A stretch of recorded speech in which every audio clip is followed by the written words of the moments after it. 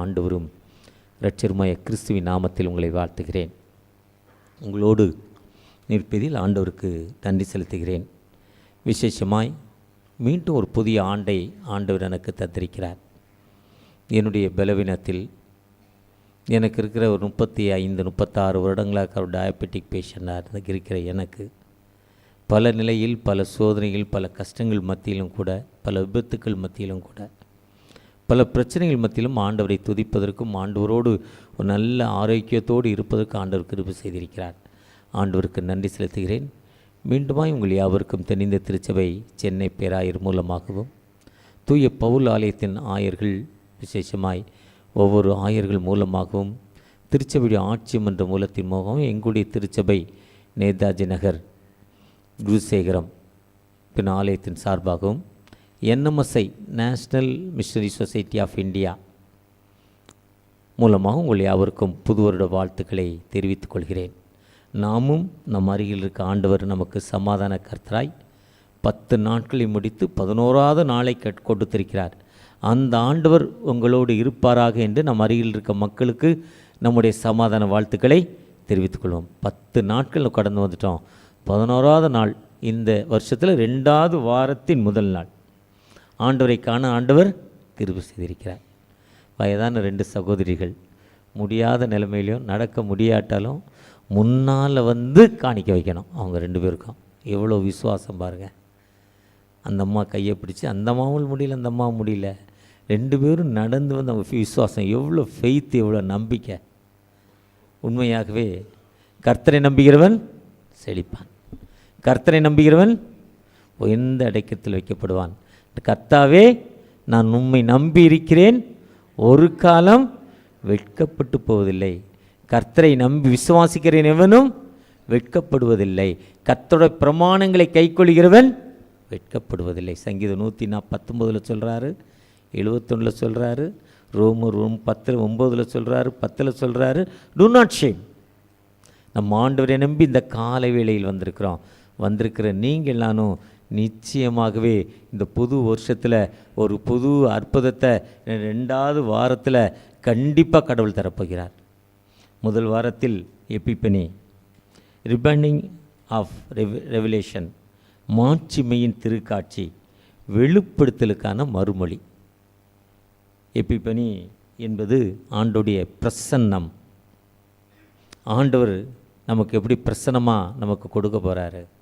ஆண்டோடைய புலப்படுதல், ஆண்டோடைய தோற்றம், அப்பீரியன்ஸ், புலப்படுதல், ரெவலேஷன், கடவுளுடைய பிரசன்னம், மகிமை. மகிமையின் ஆண்டவராய் எப்படி முதல் வாரத்தில் நம்மோடு வந்தாருன்னா, hour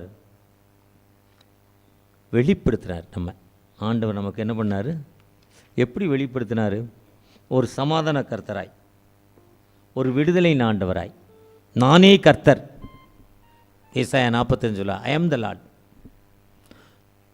to not another saviour, வேறு ஒரு ரட்சகர், நானே கர்த்தர்ன்னு சொல்கிறார். அந்த கர்த்தர் அப்போஸ்தலர் 19 பவுலடிகள் கையில் வைத்தபோது எப்படிப்பட்ட ஞானஸ்தானம், பரிசுத்தாவின் வல்லமையின் ஞானஸ்தானம்னு அப்போஸ்தலர் 19 சொல்கிறார். லாஸ்ட் வீக்குடைய டெக்ஸ்ட் திருப்பாடல் 24, பூமியும் நிறைவும் என்னுடையது. யார் அந்த மகிமையின் ராஜா? வானாதி வானங்களும் உம்மை கொள்ளாதே. அவர் சொல்கிறார், ஆலயத்தை திறக்கிறப்ப சாலமோன், வானாதி வானங்களும் உம்மை கொள்ளாதே. நான் கட்டின ஆலயம் எம்மாத்திரம், நான் கட்டின ஆலயம் எம்மாத்திரம் இன்னும் சொல்லி தான் இந்த பூமியை நம்முடைய தோற்றம்னு சொல்கிறார். அவர் எப்ராத்தா எனப்பட்ட பெத்லெகேமே யூதாவில் சிறியா இருந்தால் உன்னை ஆளப்போகிற இடத்திலிருந்து பிறப்பார். நம்முடைய ராஜா ஒரு அடிமையாக ஒரு பின்தங்கின நிலைமையில் நம்மை புறப்பட்டு வந்தார். அந்த எப்பிபனி, அந்த பிரசன்னத்தின் ஆண்டவர் திருமுழுக்கு ஞானஸ்தானம் பெற்ற பிறகு அவருடைய பவர், அவருடைய வல்லமை எப்படி இருந்தது? திருமுழுக்கு பெற்ற பிறகு அவருடைய வல்லமை எப்படி இருந்துச்சு? அவர் திருமுழுக்கு பெறுறப்போ நம்ம வாசிக்க கேட்ட பகுதியில் மத்தேயுல சொல்கிறாங்க, 2ஆம் மத்தேயுல சொல்கிறப்போ 3ஆம் அதிகாரத்தில் இவர் என்னுடைய நேசகுமாரன், இஸ் பிலீவட் சன், நான் நேசிக்கும் நேசகுமாரன். தூயனுடைய மகிமை அவருக்குள்ளே இறங்கிச்சு. அந்த மகிமை இறங்கி 40 நாட்கள் பாஸ்டிங் இருக்கிறவர் 40 நாள் பிசாசின் கட்டுகளுக்கு உடை தெரிந்தவராய் உலகத்தின் ஆசைகளை விட்டெறிந்தார். சாத்தான் இந்த பூமியெல்லாம் உனக்கு தர்றேங்கிறப்ப, இல்லைப்பா, முதலாவது தேவனுடைய ராஜ்யத்தையும் நீதியும் தேடுங்கள், அப்பொழுது இவைகளெல்லாம் உங்களுக்கு, எனக்கு இந்த உலகம் வேண்டாம். நீ பசியாக இருக்கிற இந்த கல்லெல்லாம் உங்கள் கடவுள் அப்பமாக்குனாரு. அன்றைக்கி இஸ்ரேல் மக்கள் வனாந்திரத்தில் எகிப்தில், நீ அப்பமாக சொல்லு, கல்லெல்லாம் அப்பமாகிறோம். அப்போ சொல்லுவார், தேவனுடைய வார்த்தை எனக்கு உயிர். ஏன்னா 107, 19, 20, ஆபத்தில் அவர்கள் அவர் நோக்கி கூப்பிட்டார்கள், தம் வசனத்தை அனுப்பி குணமாக்கி இக்கட்டிலிருந்து வாழ்வு கொடுக்கிற வார்த்தை. அந்த வார்த்தை வெறுமையாய் வராது. என்ன நோக்கத்தோடு கடந்து போச்சோ அந்த நோக்கத்தை நிறைவேற்றின வார்த்தையாய் திரும்ப வந்தது. அந்த வார்த்தை இருவரும் கருக்குள்ள வார்த்தை. இது மனிதனுடைய வார்த்தை அல்ல, வானத்தையும் பூமியையும் படைத்த ஆண்டவரின் வார்த்தை. அந்த வார்த்தையை நீ விசுவாசிக்கிறப்போ நீ வெட்கப்படுவதில்லைன்னு சொல்லிட்டார். அடுத்து சொல்கிறாரு, எல்லாத்தையும் உனக்கு தந்துடுறேன்ப்பா, கீழே குதி, கடவுள் உன்னை தாங்குவார், கையில் ஏந்துவார். நோ எக்ஸாம், நோ எக்ஸாம், பரீட்சை பார்க்கக்கூடாது. அதின் காலத்தவள் நேர்த்தியாய் செய்யும் ஆண்டவர். 2 பேருக்கு கேன்சர் வந்துச்சு, எனக்கு தெரியும். ஒருத்தர் பழச்சிக்கிட்டார், ஒருத்தர் செத்து போனார். டாக்டர் ஜெய்சிங் ராயபுரத்தில் காஸ்பல் கிளினிக் 2 பேரை கூட்டிகிட்டு போனேன். ஒருத்தருக்கு சொன்னார், இவ்வளோதான்ப்பா வியாதி, சரியாயிரும் போன்ட்டார். ஒருத்தருக்கு சொன்னார், கடவுள் நீ கூப்பிட்டுட்டார், வேணுங்கிறத சாப்பிட்டுக்கோன்ட்டார். தெளிவாக சொன்னார், இதான் உனக்கு வியாதி, இவ்வளோ தான் உனக்கு மருந்து, இதில் வேறு மருந்தில் இப்படி நட, உன் லைஃப் ஓடும், 60 வயசுன்ட்டார். இன்னொருத்தருக்கு சொன்னார், கை வச்சார், பார்த்தாரு, ரிப்போர்ட்டெல்லாம் பார்க்கல. ரிப்போர்ட்டு எம்ஆர்ஐ எடுத்துருவா, ஸ்கேன் எடுத்துவா, எக்ஸ்ரே எடுத்துருவா, ப்ளட் டெஸ்ட் ஒன்றும் கேட்கல. கை வச்சார், கடவுள் நீ கால் பண்ணிட்டாரு, புக் பண்ணிட்டாரு. என்ன வேணுமோ பையனை கூப்பிட்டு, அப்பாவுக்கு என்ன வேணுமோ வாங்கி கொடுப்பா, சாப்பிட்டுட்டோம், ஒன்றும் தள்ளி வைக்காதன்ட்டார். 2 days 38 மணி நேரத்தில் அவுட்டு போயிட்டார்.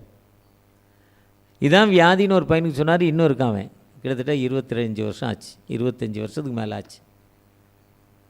அதுதான் கடவுளுடைய காலை, கடவுளுடைய காலை. அதுதான் ஆண்டவர் சொல்கிறார், தேவனை பரீட்சை பாராதாய்ப்பாயாக. கடவுள் அதிதின் காலத்தில் நேர்த்தியாய் செய்திருக்கிறார். ஒருத்தர் போய் கார்டியாலஜியில் போய் எக்கோ டெஸ்ட் பண்ணுறாரு, இசிஜி எடுக்கிறாரு, எக்கோ பார்க்குறாரு, எல்லாம் பார்க்குறாரு.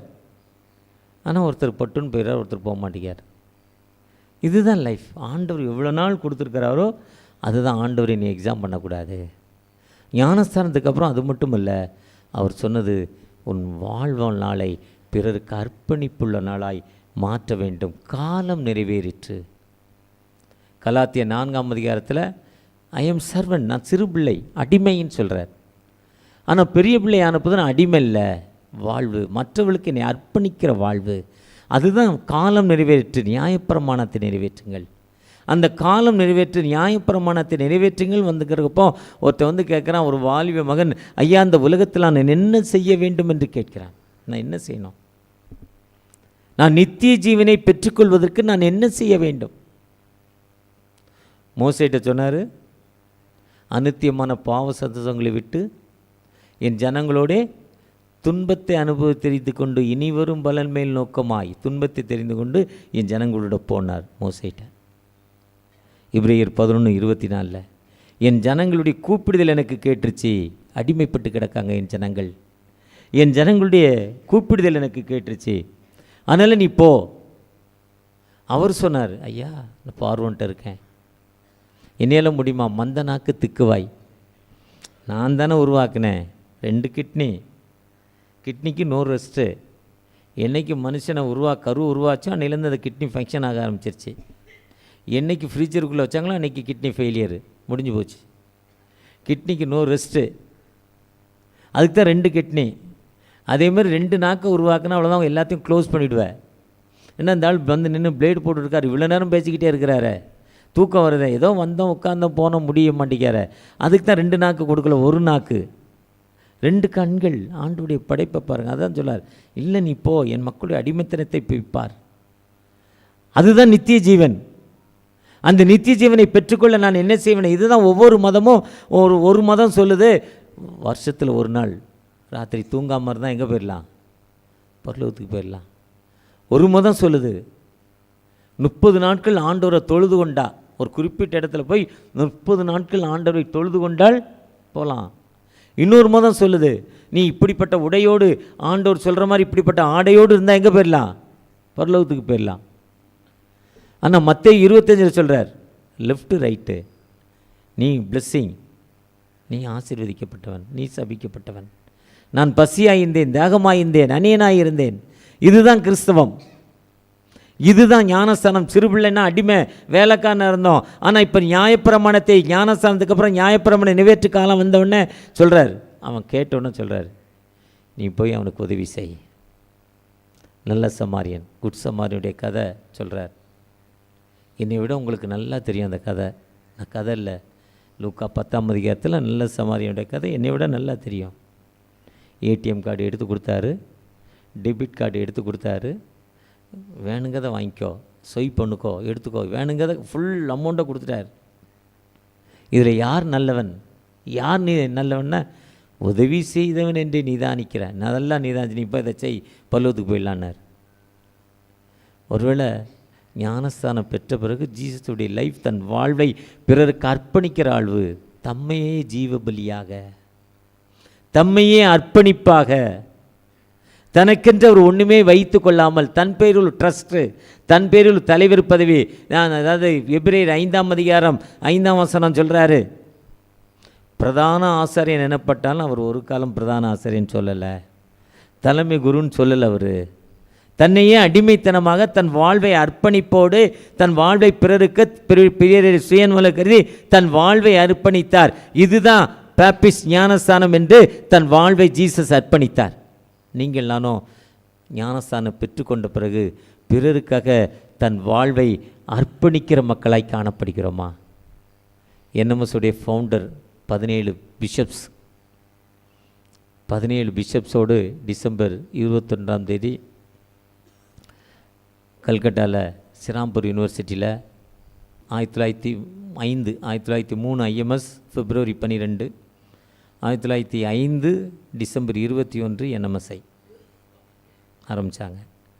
அதில் 17 பிஷப்ஸ் ஐஎம்எஸ் ஆரம்பிக்கிறப்போ அது ஒரு குறிப்பிட்ட தூத்துக்குடி, திருநெல்வேலிங்கிற ஒரு மண்டலத்துக்கு கொடுத்து, இதை எல்லாரும் இணைந்து ஒரு யூனிட்டி வேணும், எல்லா தலைவர்களும் திருச்சபை தலைவர்கள் இதில் இருக்கணும் என்பதற்காக 17 பிஷப்ஸ் இருந்தாங்க. அதில் ஆனரி மிஷனரியாக சாது சுந்தர் சிங் இருந்தாங்க. அதில் அவர்களோடு இணைந்து ஆரம்பிக்கப்பட்டு தான் சிராம்பூர் யூனிவர்சிட்டியில் 1905 டிசம்பர் 21 அந்த சாது சுந்தர் சிங் உண்மையை தேடுறார். எங்கே உண்மை இருக்குன்னு தேடுறார். கிறிஸ்தவர்களெல்லாம் அடிக்கிறார், உதைக்கிறார், வெட்டுறார், குத்துறார். நிறைய புத்தகத்தை வாசிக்கிறார். அவருடைய மதத்தில் தீவிரமாக இருக்கிறார். ரொம்ப ஆழ்ந்த பற்று உள்ளவர் மதத்தில். மற்ற மதத்தினெல்லாம் திட்டுவார், அடிப்பார். ஆனால் அவர் தேடுற அந்த உண்மை எங்கேயுமே இல்லை. ஒரு நாள் நான் தேடும் உண்மை இல்லைன்னு மரணத்தை நோக்கி ரயில் தண்டவாளத்தில் நடந்துகிட்டு இருக்கிறார். ஒரு துண்டு பேப்பர் எடுத்து வாசிக்கிறார். அதில் நானே வழியும் சத்தியம்னு யோவான் 14:14 அந்த துண்டு இருக்குது. அது யாரா அந்த way? I am the life, I am the truth. நான் தேடும் உண்மை இது யார்? அந்த துண்டு பேப்பர் எடுத்து வாசிக்கிறார். புரியல. அந்த இடத்துல நிறைய அதே மாதிரி துண்டு இருக்குது, நிறைய துண்டு இருக்குது. அந்த துண்டை எல்லாத்தையும் எடுத்து வாசிக்கிறார். அது ஒரு வேதாகமம், புதிய ஏற்பாடு. ட்ரெயினில் போகிறப்போ ஒரு மிஷனரி ட்ரெயினில் வந்த மக்களுக்கெல்லாம் ஒரு புதிய ஏற்பாடை கொடுக்கிறார். அப்போ ஒரு மத தீவிரவாதி அந்த புதிய ஏற்பாடை கிழித்து பீஸாக கிழித்து எறிகிறார். அந்த எரிந்ததுடைய ஒரு பகுதி தான் அவர் கையில் கிடைக்கிது. அந்த வசனம் அவரோடு பேசுது. அதுதான் கர்த்தருடைய வசனம் என் கால்களுக்கு தீபமும் என் பாதைக்கு கர்த்தருடைய வேதம் குறைவற்றதும் ஆத்துமாவை உயிர்ப்பிக்கிறது. கர்த்தருடைய வேதம், அந்த வேதத்தை வாசித்தோன்னே அது வரையும் கிறிஸ்தவர்களை துன்புறுத்தினவர் மனம் மாறுறாரு, ஞானஸ்தானம் வாங்குறாரு. ஞானஸ்தானம் வாங்கி கடவுளுடைய வார்த்தையை நேசித்து ஒரு கிறிஸ்தவனாய் மாறிவிட்டார். வீட்டில் போய் சொல்கிறாரு, அவங்க மதத்தில் தீவிரமான பெற்றோர்கள் அவங்க மதத்தில் ஏற்றுக்கொள்ளவில்லை, துன்புறுத்துகிறாங்க, உனக்கு சொத்தில் பங்கு இல்லைங்கிறாங்க, வீடு பங்கு இல்லை, எங்கள் பிள்ளை இல்லை, என்னென்னமோ சொல்கிறாங்க. எல்லாத்துக்கும் தோத்திரம், எனக்கு வானத்தையும் பூமியும் படைத்த ஆண்டவர் இருக்கிற, அது போதும், திஸ் இஸ் எனஃப், அவ்வளோதான், நீ வரியா என் கூட வா, இல்லைன்னா என்னை விடுங்கிறார். அவர் மனம் மாறுதலை பற்றி அவங்க பெற்றோர்கள் கவலைப்பட்டு தன்னுடைய உறவின் மக்கள், நம்முடைய ஜாதி மக்கள், நம்முடைய இனத்து மக்கள், நம்முடைய மதத்தின் மக்கள் நம்மளை ஏற்றுக்கொள்ள மாட்டார்கள் என்ற பயத்தில் அவரை பல வகையில் துன்புறுத்தி கடைசியாக அவருக்கு பாய்சன், உணவில் பாய்சன் வச்சு கொடுக்குறாங்க. அவர் அந்த உணர்வு தெரியுது, இருந்தாலும் சாப்பிட்றார். சாப்பிட்டுட்டு இனிமேல் இங்கே இருக்க வேண்டான்னு அந்த ஒரு ட்ரெயின் ஏறி தன்னுடைய தூர தேசத்துக்கு பயணப்படுறார். ட்ரெயினில் போகிறப்போ அவருக்கு வாமிட்டிங், அந்த உள்ளே போன அந்த மருந்து, அந்த பாய்சன் வாமிட்டிங். அந்த வாமிட்டிங்கில் அவர் அப்படியே கடந்து தன் நண்பர் வீட்டுக்கு போகிறார். நண்பர் அவர் ரொம்ப சோர்வாகிறாரு, வாமிட்டிங், டயரியா இருக்குது. அப்படியே கொண்டு ஹாஸ்பிட்டலில் சேர்க்குறாரு. டாக்டர் சொல்கிறார், உடம்பெல்லாம் ப்ளூ கலர் ஆகிடுச்சு, ரத்தம்லாம் கலர் மாறிட்டு இனிமேல் இவர் உயிரோடு இருக்க மாட்டார், இத்தனை மணி நேரத்தில் இறந்துருவார், அவங்களுடைய பெற்றோர்களுக்கு சொல்லி அனுப்பிடுங்கன்ட்டார், உறவின் மக்களுக்கெல்லாம் சொல்லிருங்கன்ட்டார், செத்துப்பார். அன்னைக்கு செல்ஃபோன் வசதி, எஸ்எம்எஸ் வசதி, டெலிகிராம், இன்ஸ்டாகிராம், வாட்ஸ்அப்பு இப்படி ஒன்றும் இல்லை, சொல்லிட்டாரு. சரி, நண்பனாச்சு வீட்டில் கொண்டாந்து படுக்க வச்சாங்க, செத்து போவான்னு பார்த்தா காலையில் எழுந்து அழகாக நடக்கிறார், உயிரோடு இருக்கிறார், நல்ல தெளிவாக இருக்கிறார். இந்த டாக்டருக்கே பெரிய ஷாக்காம், எப்படி இந்த மனுஷன் உயிரோடு இருக்கிறார், எப்படி உயிரோடு இருக்க முடியல டாக்டருக்கே. அப்போ அவர் சொல்கிறார், ஆண்டவர் எனக்கு வாழ்வு கொடுத்திருக்கிறார், ஆண்டோடைய வார்த்தையை ஏற்றுக்கொண்டு வேத சட்டத்தின்படி இந்த பிரமாணத்தை நிறைவேற்றுவது என்னுடைய கடமை, நான் ஞானஸ்தானம் வாங்கியிருக்கேன், ஆண்டவருக்காக பணி செய்வேன்னு சொல்லி அவர் தன் வாழ்வை அர்ப்பணிக்கிறார். அவர் பணி எப்படிப்பட்ட பணின்னா, அந்த இமயமலை அடிவாரமாக நடந்து போய்கிட்டு இருக்கிறாரு. போய்கிட்டு இருக்கிறப்போ அவரும் அவருடைய நண்பரும், இன்றைக்கி கிளைமேட்டு ஊட்டி கொடைக்கானல் மே மாதம் எப்படி இருக்குமோ அப்படி இருக்குது, தரையில் கால் வைக்க முடியல, குளிர், காலில் ரூமை விட்டு வெளியே வர முடியல, கதவை மூடிக்கிட்டு உள்ளே உட்காந்துருந்தேன், ஏசி போட்ட மாதிரி இருக்குது, ரூமை விட்டு வெளியே வந்தால் ஏசி மாதிரி இருக்குது, ரூமுக்குள்ளே அனலாக இருக்குது, அந்த அளவு அப்படி ஒரு கிளைமேட்டு. அதேமாதிரி இமயமலை பயங்கரமான ஒரு கிளைமேட்டில் ஒரு நண்பர் இணைந்து போகிறப்போ ஒரு மனிதர் வழியில் விழுந்து கிடக்கிறார். விழுந்து கிடக்கும் அந்த மனிதனை ஹெல்ப் பண்ணணும்னு நினைக்கிறார் இவர். கூட வந்த நண்பர் சொல்கிறார், குளிர்றா, நம்ம ஹெல்ப் பண்ணால் நம்மளை பார்க்க முடியாது, வா போயிடலாங்கிறார். இல்லை, இவர் சொல்கிறாரு அவருக்கு ஹெல்ப் பண்ணுவாங்கிறார். கூட வந்த நண்பர் ஏற்றுக்கொள்ளவில்லை. இல்லை பரவாயில்ல, அவர் ஹெல்ப் பண்ணி தான் ஆகணும்னு சாது சொல்கிறாங்க. அவர் முடியாதுன்ட்டு போயிட்டார். இவர் கூட வந்த மனிதர் விழுந்து கிடக்கிற மனிதரை டச் பண்ணி பார்க்குறாரு. சுவாசம் இருக்குது, மூச்சை இருக்குது, அந்த குளிர் தாழ முடியாமல் அந்த பனி பாறையில் விழுந்து கிடக்கிறார். விழுந்து கிடக்கும் மனிதனை எடுத்து தூக்கி சுமந்து கொண்டு செல்கிறார். சுமந்து கொண்டு என்ன, அவரால் நடக்க முடியாது, மூச்சு அடைந்திருக்கிறார், மயக்கமடைந்த நிலைமை இருக்கிறார். தூக்கி கொண்டு செல்கிறப்போ இவருடைய சூடு அவர் மேலே, அவருடைய சூடு இவர் மேலே பட்டு அவர் உயிர் பெற்று விட்டார். ஒரு 1/2 கிலோமீட்டர் 3/4 கிலோமீட்டர் அவரை தூக்கிட்டு போகிறாரு. அப்புறம் அவர் 2 பேரும் இணைஞ்சு நடந்து போகிறாங்க. முன்னால் போனவர் முன்னாலே போயிட்டார். இன்னும் கொஞ்ச நேரம் கழித்து முன்னால் போனால் இன்னொருத்தர் இதே மாதிரி மூர்ச்சியாகி இருக்கிறார். அப்போ தம்பி கொண்டா நில்லுங்க, இன்னொருத்தர் இங்கே இருக்கிறார், உங்களை மாதிரியே படுத்திருக்கிறார், அவரை போய் பார்ப்போன்னு அவரை போய் பார்க்குறார். பார்த்தா மூச்சு நின்றுச்சு, இறந்து விட்டார். ஃபேஸை நல்லா கிளியராக பார்த்தா இவரை விட்டுட்டு போன மனிதர் இறந்து விட்டார். இதுதான் கிறிஸ்தவம். காலம் நிறைவேறிட்டு, டைம் இஸ் கம்மிங். ஞானஸ்தானம் பெற்றுக்கொண்ட நீங்கள் நானும் ஆண்டவருக்கு, ஆண்டோடைய வார்த்தையை பிறருக்கு அறிவிக்கிற மக்களாய் காணப்படுகிறோமா? ஆண்டவருடைய வார்த்தை என்பது இயேசு நல்லவர், இயேசு அற்புதம் செய்கிறார், இயேசு சுகம் கொடுக்கிறார் இல்லை. அது சொன்னால் ஒருத்தன் கூட கேட்க மாட்டான், கல்லெடுத்து அடிப்பான். இன்னைக்கு காஸ்பல் எப்படி நிற்கினா, அந்த பகுதியில் போய் நம்ம என்ன செய்கிறோம். 150-200 ஆண்டுகளுக்கு முன்னால் ரிங்ஸ் சபை வந்தார். மேல் சட்டை இல்லாமல் இருந்த நமக்கு மேல் சட்டையை கொடுத்தார், பெண்களுக்கும் ஆண்களுக்கும். ஒரு ஏரில் ஒரு எருமை மாடு, ஒரு ஏரில் ஒரு பெண். அப்படிப்பட்ட அடிமைத்தனத்தில் நாகர்கோவில் இருந்த ரிங்ஸ் சபை இருந்த இந்த மக்களுக்கு ரிங்ஸ் சபையில் வந்து ஒரு விடுதலை கொடுத்தார். பெரிய போராட்டத்தின் மத்தியில் வாலிப பெண்கள் பொது இடத்தில் பலருடைய உபயோகத்திற்காக பயன்படுத்தப்பட்டாங்க.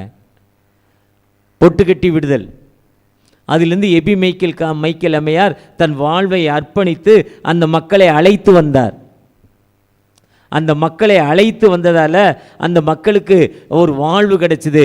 ஒருவேளை இன்றைக்கி தமிழகம் என்பது ஒரு காலத்தில், இன்றைக்கி மெஞ்ஞானபுரம் போனால் இன்றைக்கி நம்முடைய பேராயர் வருகிற நாட்களில் மெஞ்ஞானபுரத்தில் ஒரு பெரிய பண்டிகையில் பேச போகிறார்.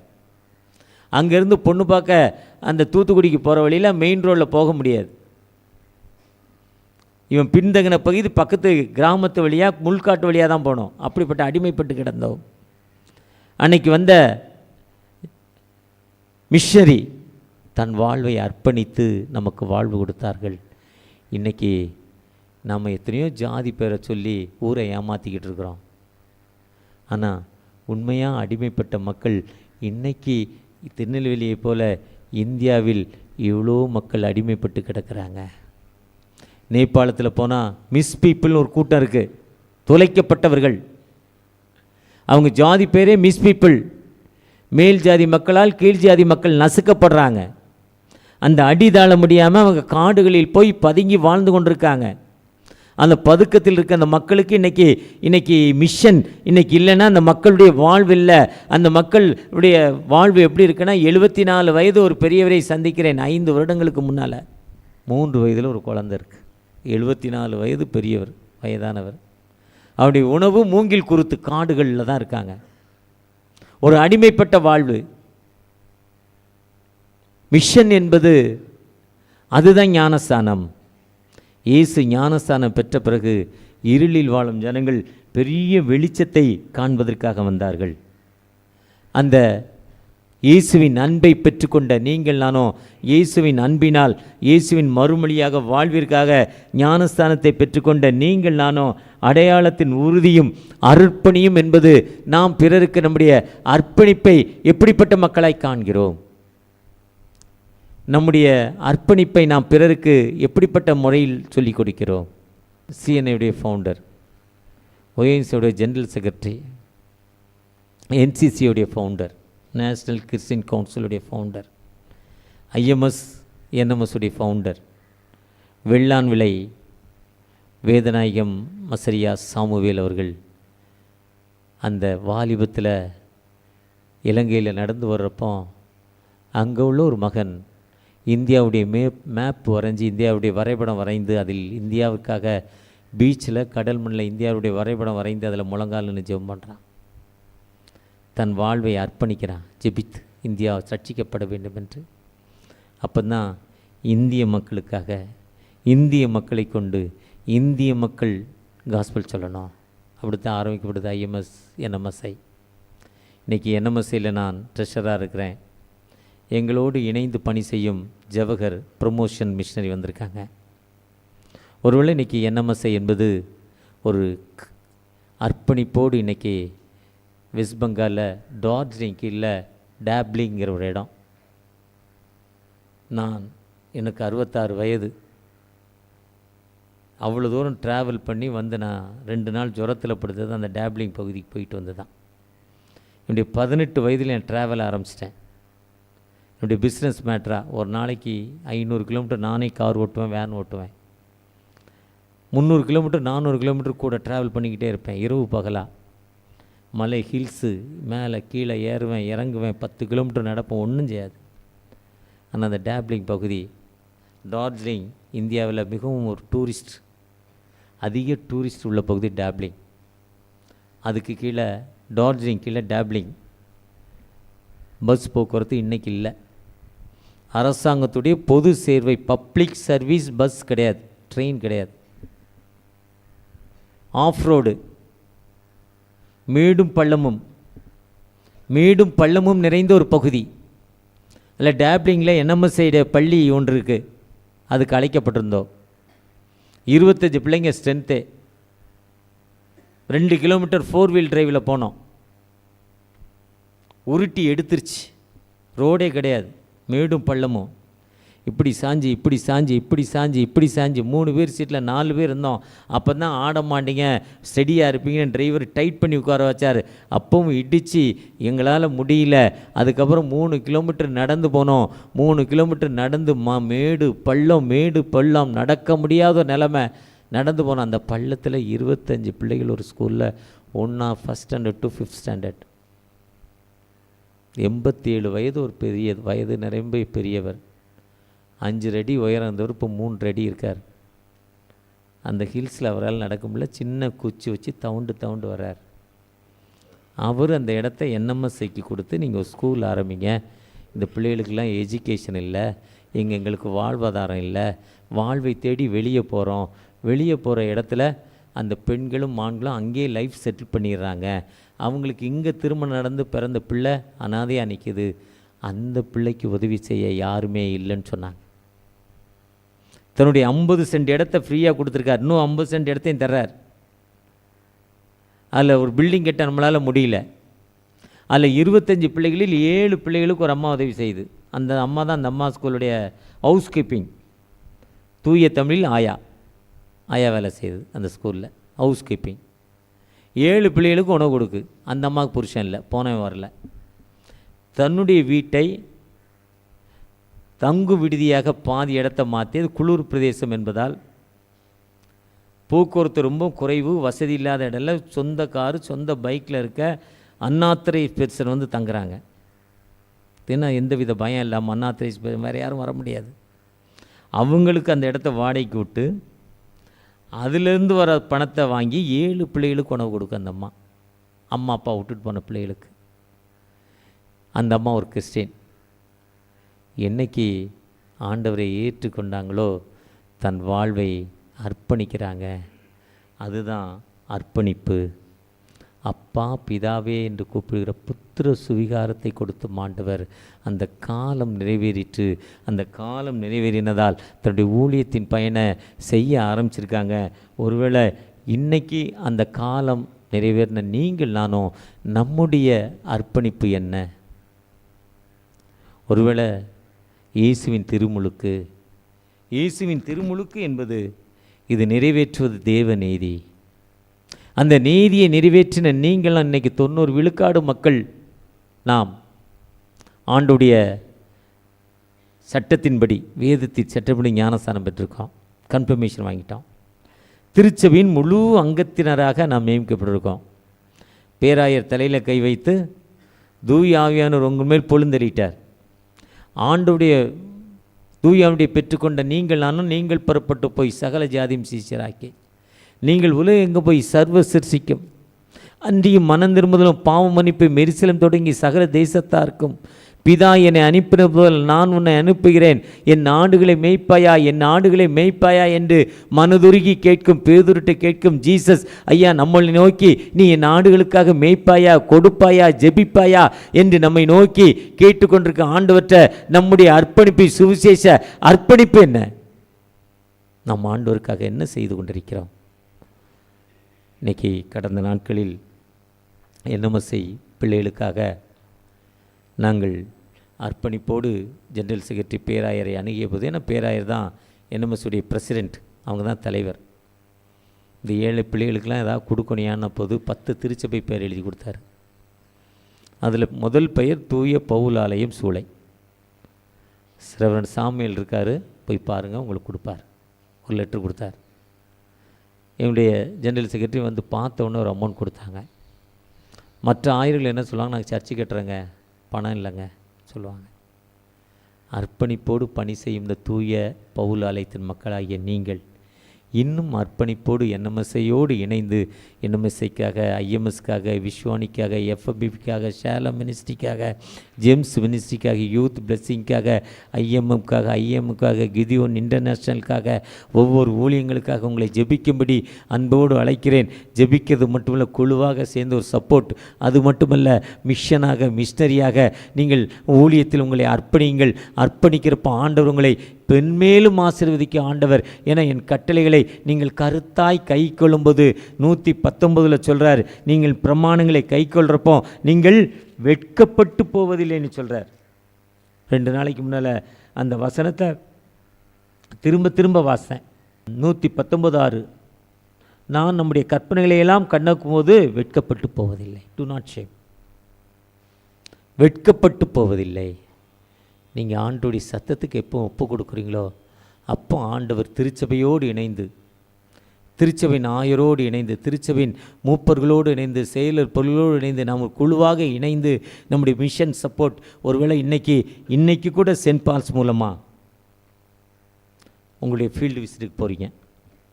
ஃபஸ்ட் சர்வீஸில் அனௌன்ஸ்மெண்ட் கொடுத்தாங்க. அந்த அனௌன்ஸ்மெண்ட்டை கேட்குறப்ப ரொம்ப சந்தோஷமாக இருந்தது.